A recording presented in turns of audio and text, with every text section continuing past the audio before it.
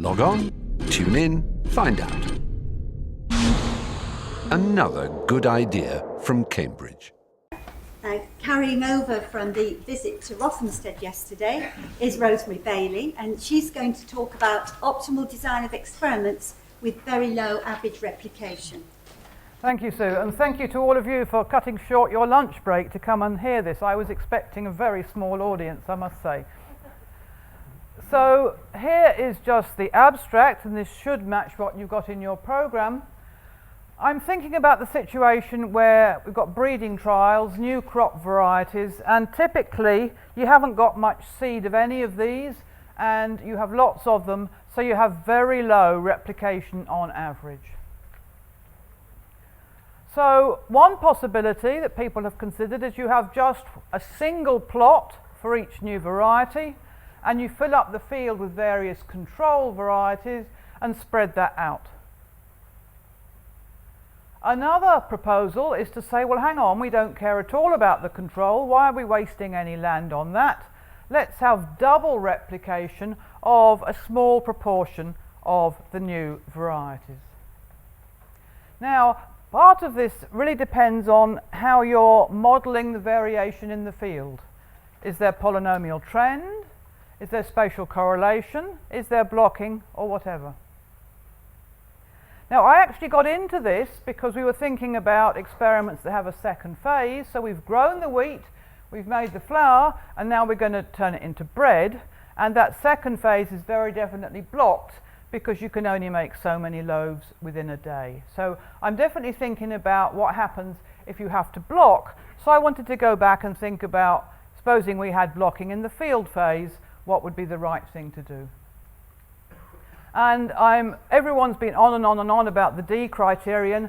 I'm afraid what I always use is the A criterion, because what I'm interested in is the pairwise differences between the new varieties.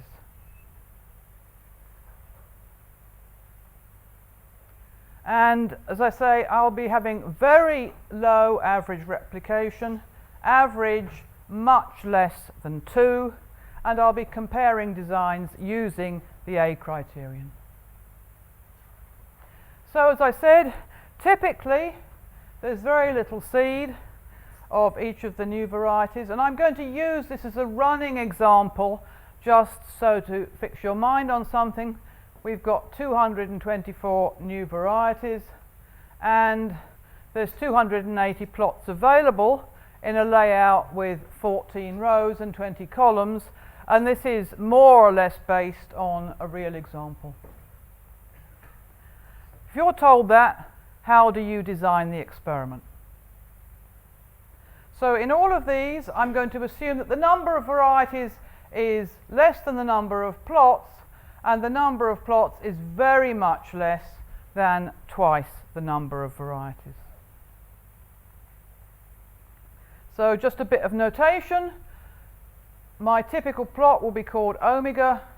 F of omega is the variety that we put on plot omega.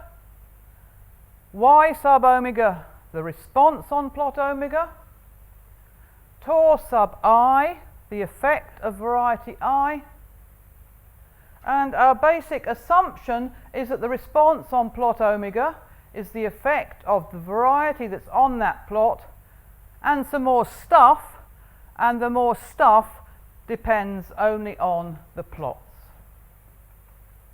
And what I want to minimize, I want to estimate the difference between each pair of varieties, and I want the sum of those variances to be small. So the simplest possible model, this is what I had before, and then this epsilon omega on the end. It's the usual textbook stuff. Those bits on the end are random variables with zero mean. They all have the same variance, and they're not correlated. Then what do you do? Well, actually, Ben Parker told us yesterday, I'm not sure if I can quote him perfectly correctly, but it was something like, anyone who's ever done a GCSE science test knows that you have to make the replications as equal as possible. Aren't I right, Ben? Yes, something like that. So the best you can do in this case is have 2 plots for some, 1 plots for the others, and may completely randomize the whole thing. So in our example, the quick sum shows you have to have 168 varieties with replication 1 and 56 with replication 2. So here's our field. The first 56 varieties have 2 plots each, of course chosen in a random way. And then varieties 57, 58 onwards are each on only 1 plot. Now that's completely randomized, but okay, you're a breeder, you've put a lot of effort into breeding variety 57 and it doesn't get through the first round. Not fair! You put my variety in a very unfertile part of the field, it didn't have a fair chance against some of the others. So even though that's the best thing, in some ways, that's why I'm saying sometimes, whose optimality criterion? Is it humanity or is it the person who's putting in their plant for breeding? Well, so let's look. If you think that's not fair, part of the reason for it not being fair is you think that the field is not homogeneous. So let's suppose now we've got a fixed spatial trend I've put here with this g of omega. So the bits on the end are what we had before, but now I've put in something which is going to be a 2-dimensional polynomial of perhaps degree 2 or degree 3, so in x and y. Now, I'm not at all good at giving references in talks, so I drop names instead, and you can probably find them.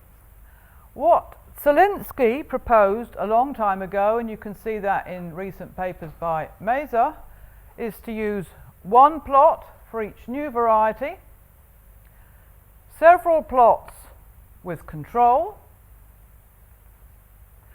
You put the control plots in a nice grid.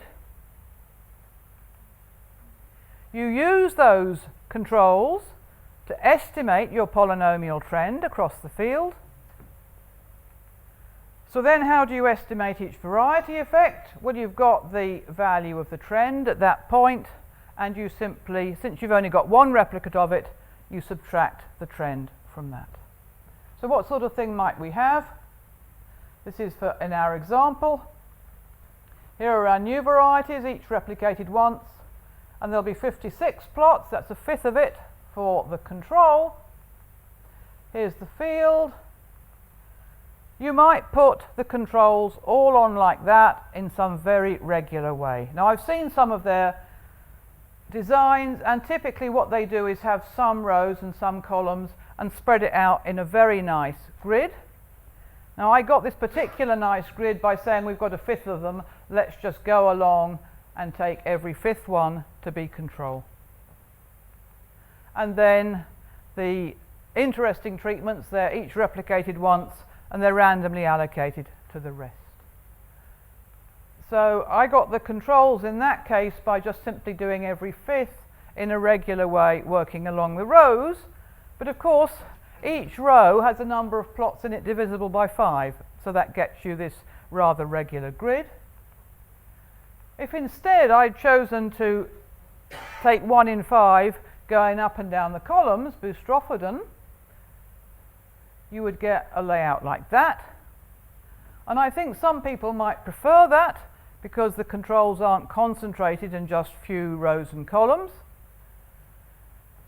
And you might argue that most plots are now nearer to controls than they might otherwise have been. So there is a question here of what should be your grid for the controls. So I asked Anthony about this, and Anthony said, well, hang on, it's obvious.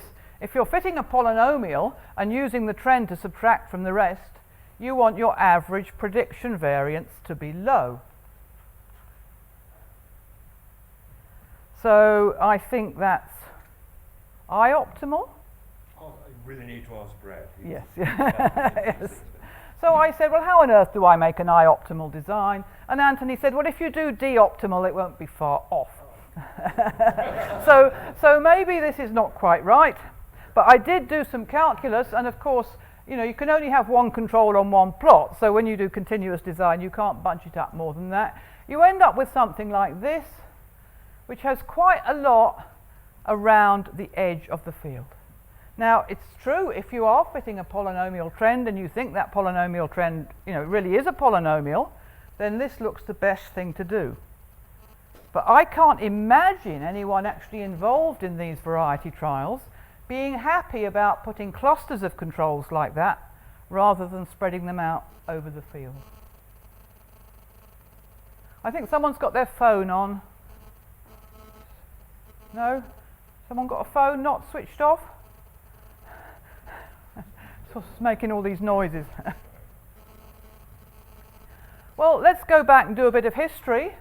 If we go back to Yates and some stuff with David Cox and one of his students, they did this in a slightly different way. Instead of using the controls to fit a trend, what they did was you look at each interesting variety, you look at the nearest controls, takes a suitable weighted mean of them, and use that as a covariate rather than simply subtracting. Now, of course, that's doing a rather different thing because you're allowed to, the covariate might then have, might be multiplied by 2 rather than just be simply subtracted. So that's a different sort of model going on there. Another possibility is not spatial trend, but spatial correlation. So we're back to the first model. The response has a parameter depending on the variety. It has a random bit, which has mean 0, and they all have the same variance. But these are no longer independent. There is a correlation between the residual on each plot, and that depends on their spatial relationship. So there's a whole lot of papers, John Eccleston sitting at the back I notice, where people consider what to do in this case. The same sort of design, one plot for each new variety, several plots for control. Put the control in some sort of grid, and now what you do, you're going to be, we can do what you couldn't do in 1936, use REML or GLS to estimate the, to first of all estimate the covariance structure and then estimate the variety effects from that. Well, with that same assumption up here with the spatial correlation, Brian Cullis and his co-workers, including Gilmore, who is not the Gilmore who's in the room at the moment, they said, well, surely, isn't it obvious, we go back to what Ben Parker told us was best, don't waste any time on controls, have 2 plots for some varieties and 1 plot for all other varieties, optimize the design by computer search, and then analyze the data in the same way. And Brian told me very confidently that they had proved by simulation that these designs were better than ones with control. Well, of course, my idea that you can actually prove anything by simulation, I was not very happy about. I can see some of you smiling already. Well, so as I said, I started to get into this thinking about blocks, really because of the second phase, but sometimes it is actually reasonable to think of blocks in the field phase. In my experience, you might have something with stony plots, or the plots near the rabbit warren. Anyone who came to Rothamsted yesterday, I pointed out to several of you a row of trees along the edge of Broadbrook that certainly used to make a block effect because the crows would come out and steal half the corn. So you can have blocks in a field environment. So now what is the model? The response on plot omega, an effect of the variety that's put there, a constant depending on the block, and then this bit left over now goes to the simple model, independent errors, expectation 0, same variance, no covariance. So just for the example, there's the layout, and I'm assuming that probably the ploughing is done like that so that the rows are the blocks. So with our numbers, 224 varieties in 14 blocks of size 20. And as I've already said, that means 168 or possibly more of them must have single replication. So you're going to get a scheme something like this. Here are our blocks. The 168 varieties that are singly replicate, I've taken a guess, I might be wrong, but I've taken a guess they should be equally distributed across the blocks. I'm calling the whole design delta. Now I'm just going to forget about the singly replicate ones for a bit, and that leaves me with 14 blocks of size 8, 56 varieties in there, which if necessary I could have some of them singly replicate, but this sub-design gamma has actually got all the interesting things going on in it. Just an aside, because I did last week go back and look at this paper of Yates, and Yates did again something on uniformity trial data. In the paper where he introduced his famous square lattice designs, he did compare them with the inclusion of controls, and he came to the conclusion you should never ever waste any effort on controls because his incomplete block designs always did much better in terms of making variance small. But if you look carefully, all of his examples have replication 3 or 4. He's not in the same ballpark that I'm talking about, where average replication is much less than 2. So I've put there. So this is back to the diagram I showed you before. What would it look like in general? B blocks and n varieties per block are singly replicate. Over here, k plots per block and v varieties that occur somewhere there. So the whole design has v plus bn varieties in b blocks of size k plus n. The sub-design over here, gamma, has what I've called core varieties, v varieties in b blocks of size k, and I'm calling the remaining ones orphans. Now, this is something I quite often do in talks. When I'm just developing an area, I don't know what to call things. I'm calling these ones core and these ones orphans, and I always make pleas, if you know better names for these things or names other people have used, please come and tell me afterwards.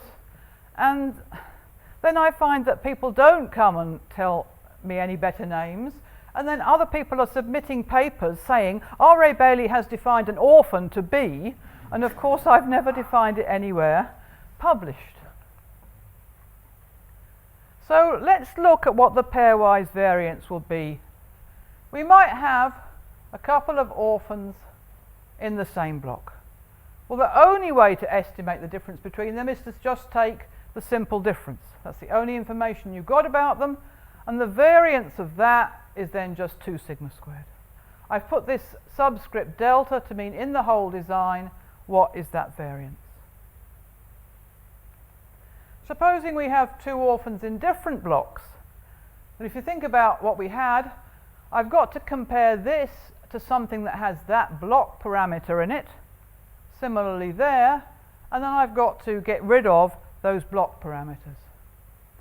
So the variance of this in the whole design, I have a sigma squared there, a sigma squared there, and the variance of the estimate between those 2 blocks, and that can only be estimated from that sub-design gamma. Supposing I have 2 core varieties, well, estimating their difference, these orphans don't play any part in that, and so that's just the same as what it would be in the sub-design. And the final case is I've got 1 core variety, 1 orphan variety, and comparing them, I'll have to compare that with the relevant block parameter and then estimate the sum of that block parameter and that treatment parameter, and that has to be done in the sub-design. So when you put all of that together, you get a theorem which you can find in a recent paper by Agnes Hertzberg and Richard Jarrett, which says that when you add up the variances of the pairwise differences, you get a constant plus the sum of the pairwise variances of treatment differences in gamma.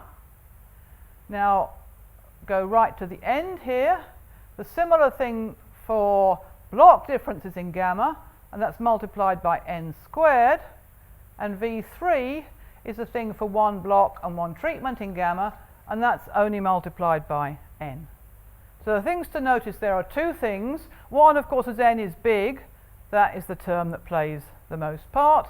The other is that if gamma is actually equireplicate, then these three things are increasing functions of each other, so minimizing one of them will do what you need. So one consequence is that for a given choice of k, you need to make gamma as efficient as possible. Thank you. There's another consequence that in some sense is not so immediate, but Basher told me it was absolutely obvious. If n or b is large, you may do better to make the sub-design a complete block design for a certain number of controls, rather than having any of your interesting treatments in there, even if you don't care at all about comparisons with control. And I think I've just got time to step you through an example with our numbers. So I'm looking at here. No, it's not quite the numbers I had before. 5 blocks of size 4 plus n. So what I've shown you there is n orphans per block. So those 5n treatments are singly replicated. Over here, I've got 10 other treatments, and you can see they're replicated twice, and the block size is 4 plus n. Well, there's a paper by Uden and Connor, which I hadn't looked at before because they said this was only relevant to experiments in physics. Experiments in physics do not need much replication because the results are not very variable. So they were recommending what they call chain block designs. You have all these orphans, and why is it a chain? 1, 2, 3, 4, overlap a bit, 3, 4, 5, 6, and so on. That was the design that they recommended. Now, but what I've just said to you, actually we should make that design on the front as good as we can. And again, another quite old paper of Agnes Hertzberg, a co-author, indeed said, yes, if we can make this the dual of a balanced incomplete block design, that is better than that. And that's indeed the case that we've got there. That design is the dual of a balanced incomplete block design. So that's the best thing you can do if you're making k equal to 4. Supposing we made k equal to 3. So what am I doing there? I've kept these orphans on the end, but now I've made 6, 7, 8, 9, 10 also into orphans. And 1, 2, 3, 4, and 5 each have replication 3. Now that isn't a balanced design, but it is the best possible for those numbers. And I've done some investigation. Unfortunately, it's not true when b is 5, but for all other values of b, as n gets large, that design beats that design, even though it seems this is violating Ben's principle of being fair to all the treatments. So that's the one I just had, where we've got k equals 3, lots of things replicated only once. When you take it a bit further, let's replicate all of our interesting varieties just once and put 2 controls in each block. They might be the same control, they might be different. And what you might actually do is take a lot of this stuff, simply mix it up together to make a uniform control that's rather similar to what you've got. And the calculations I did here was if b is bigger than 13 and n is large, there's a threshold where this is better than that, even if I'm only looking at comparisons between the varieties. I'm actually not looking at comparisons with control at all. So that's where I leave it. I've shown you there's various different ways you might think about modeling what's going on in the field, and this will affect the way you design it. There are what I usually call the biologist design, have loads of controls, and single replicates. And you have what I used to call the statistician's design, and perhaps in future I'll call it the Ben Parker design. You make the replications as equal as possible, which is what all of us would do at first, I think, just because of what we're used to. But if you've got blocks and the number of treatments is large, you can tip over to a point where the biologists know better than we do. And so if you're looking for an optimal design, perhaps this is the take-home message, don't only look amongst things that are nearly equi-replicate. You might want to think also about comparing where some things that have lots of controls in there. Thank you.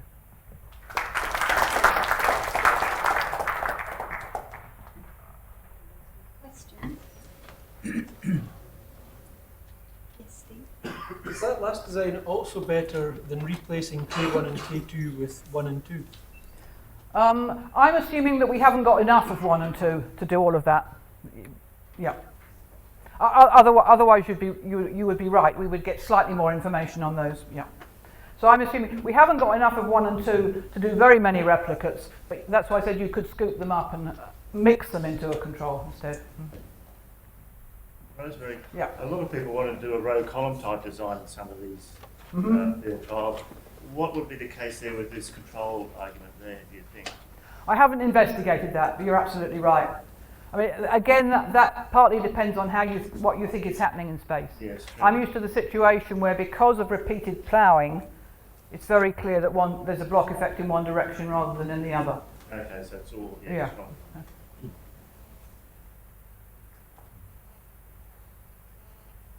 You mentioned Cox, and you said that it wasn't clear that you should add these things up, or be a factor of 2 and so on. No, I'm just saying that the Cox proposed fitting the nearest controls as a covariate. Yes, you can regress on them, can't you? Yeah, that's the point. I wanted. But Yes. you see, then the coefficient might not be 1. Whereas this thing of having a polynomial trend and subtracting it. Oh, that was the point. Yes, Thank yeah. you. Yes, thank you. Yeah.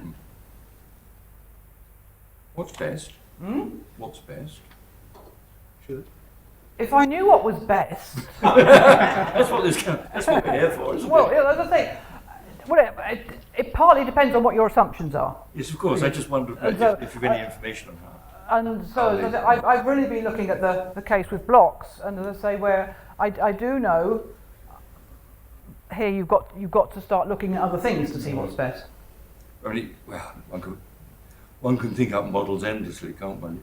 Could in fact have blocks that shape, but they have a polynomial trend going downwards, so you'd have fewer parameters. And then of course, but of course, then you get the thing that the more complicated a model you're fitting, you're reducing your degrees of freedom, and you're losing out that way. Okay, we just got time for this. Debian? Somebody at the back. Oh, sorry. And Dibian, if you're both pretty quick. Yes. Yeah, I do have some examples of row column designs, in fact, from the 50s, I think, and they were called Honoyako designs. I can send you later. Yeah, okay, good, I'd like to see that. Dibian? Yes, yes. So are the block effects really strong in the experiments that you look at, or could you perhaps, almost like a trend idea, but could you perhaps group a few of these blocks and make it? As I say, it does vary very much on the situation, and certainly if you're looking at agricultural trials, the situation in Europe I know is very different from what it is in Australia, because our fields have been used for so long. But so yeah, you have to think about different ways of doing that. Thank you very much.